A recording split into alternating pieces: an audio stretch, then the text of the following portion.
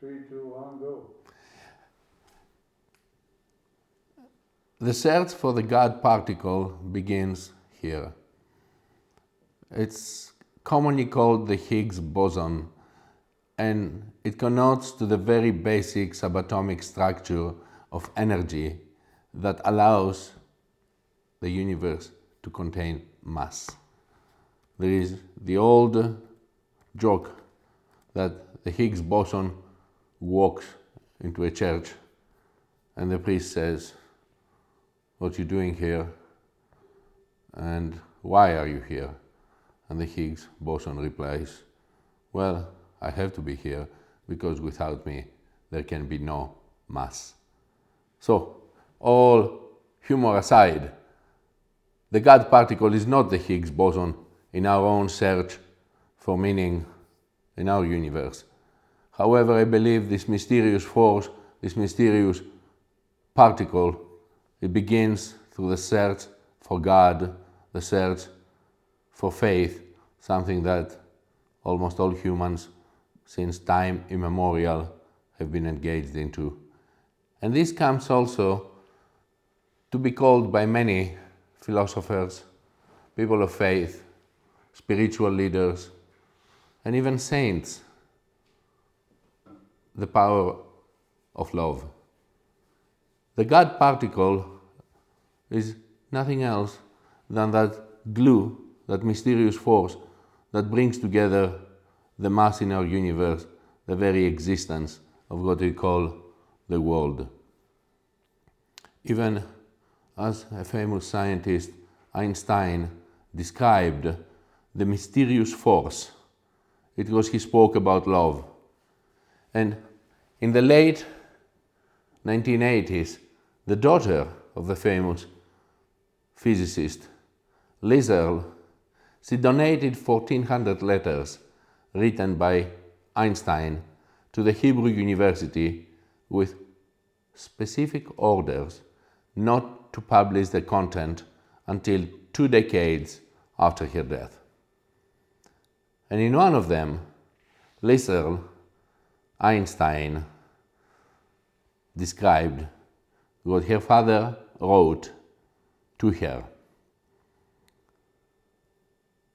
In direct quotation, Albert Einstein said that when I proposed the theory of relativity, very few understood me. And what I will now reveal and I'm going to transmit to the mankind will also collide with the misunderstandings and the prejudice existent in the world.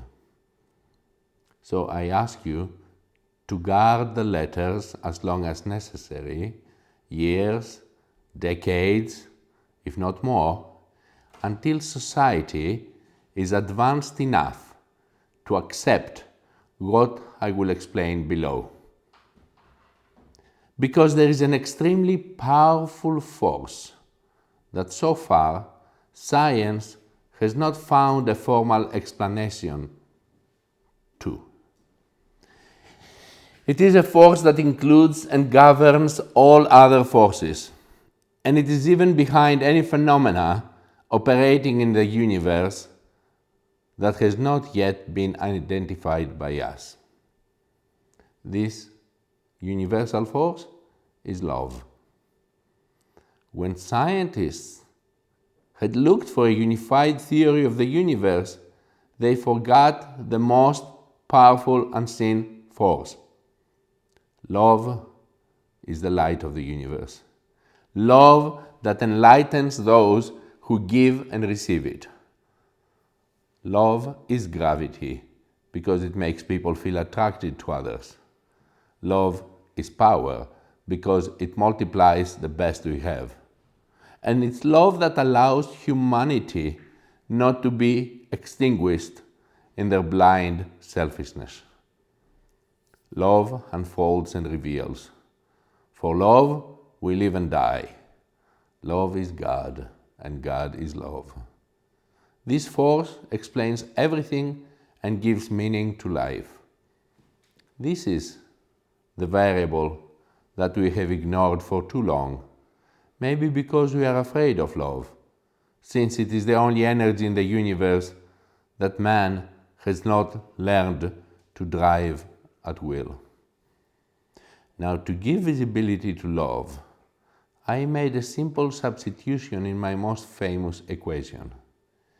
If instead of E equals mc squared, we accept that the energy to heal the world can be obtained through love, multiplied by the speed of light squared, we arrive at the conclusion that love is the most powerful force there is, because it has no limits. After the failure of humanity in the use and control of the other forces of the universe that have turned against us, it is urgent that we nourish ourselves with this other kind of energy. And if we want our species to survive, if we are to find meaning in life, if we want to save the world and every sentient being that inhabits in it, love is the one and only answer. Perhaps we are not yet ready to make a bomb of love, a device powerful enough to entirely destroy the hate, the selfishness, the greed that devastates the planet.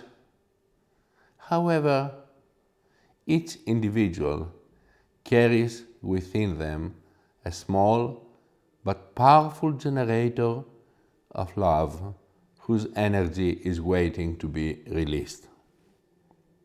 Because when we learn to give and receive this universal energy, we will have affirmed that love conquers all. Love is able to transcend everything and anything, because love is the quintessence of life. Now, dear listener, I deeply regret not having been able to express what is in my heart, which has quietly beaten for you all my life. Maybe it's too late to apologize, but as time is relative, I need to tell you that I love you, and thanks to you, I have reached the ultimate answer. Love is all. Your father, Albert Einstein. And this begins our search for the God particle. Thank you, and God bless.